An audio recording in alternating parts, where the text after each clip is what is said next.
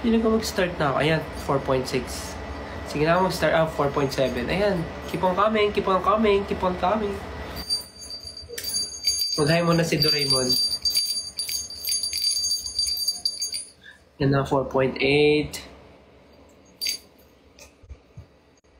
4.9. Ayan, 5K. Hi guys, welcome to my live. Hi, welcome to my room.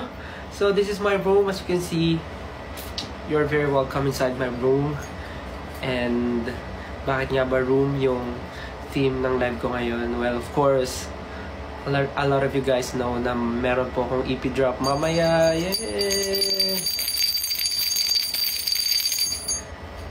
So yeah, meron akong EP drop mamaya. Yung room EP ko ay magdodrop na mamayang 12 AM. Saktong 12 midnight. So yan, sinamahan ko kayong mag-antay since ako rin naman excited. So, di ba, ito nakikita nyo, room yung setup. Naalala nyo ba yung suot ko ito? Not in the mood. Naalala nyo ba to? Naalala nyo yung first ever vlog ko dito dun sa YouTube channel ko, di ba? Yung first ever vlog ko, yung question and answer, yung bumubunot ako sa fishbowl.